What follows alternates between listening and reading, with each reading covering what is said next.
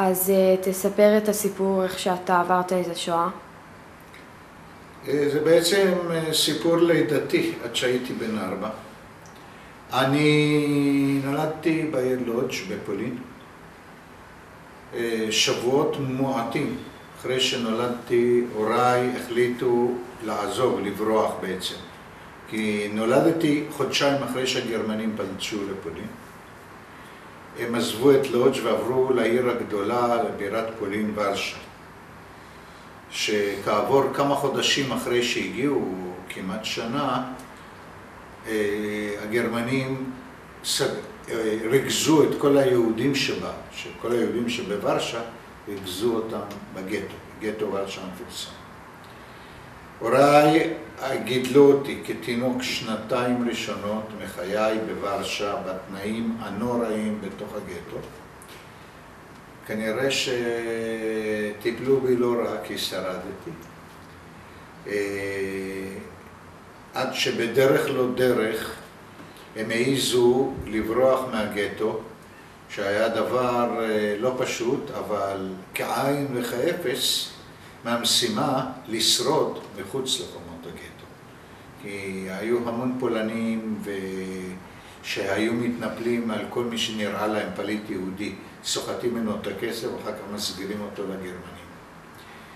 אנחנו הצלחנו להגיע לחלק אחר של פולין, עיר בשם בוכניה, ששם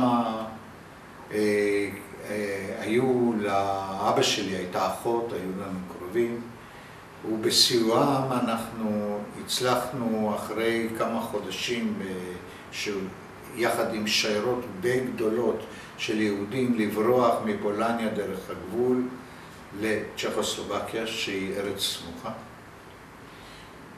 בתלאות אין ספור התחלנו לנדוד לא כיהודים אלא כפליטים פולניים, דרך הונגריה, שם היינו חצי שנה, רומניה, שם היינו כמה חודשים, עד קיץ 1944, שזה בערך פחות משנה לפני שהמלחמה באירופה נגמרה, אבל השמדת היהודים באושוויץ למשל הייתה בשיאה אז. ברומניה כבר קיבלו את פנינו נציגי היישוב הארץ ישראלי של אז, נציגי ההגנה. הם ארגנו את שיירות הפליטים שזרמו מפולין ומרומניה ומהונגריה עצמה, מהונגריה ומרומניה עצמה ומפולין. ארגנו אותנו בשיירות של אוניות שאמורות להביא אותנו מנמל קונסטנצה ברומניה לטורקיה, לאיסטנבול. משם בדרך היבשה להוביל אותנו לארץ ישראל, פלסטינה. בדרך, בים, הגרמנים התקיפו את השיירה והטביעו אונייה היה סבא שלי, שהצליח לשרוד את כל התלאות ולהגיע עד שם. אנחנו נזרקנו לחוף בטורקיה, לא לאן שהתכונן להגיע, לעיר הגדולה איסטנבול. נסענו שם מגלות שברים שבועיים, שהגענו למקום יישוב. כמובן הכל בסיוע אנשי ההגנה שכבר הגיעו מהארץ לעשות את זה. משם עברנו דרך סוריה, לבנון. הגענו ארצה עם אוטובוס דרך ראש הנקרה באוגוסט 44.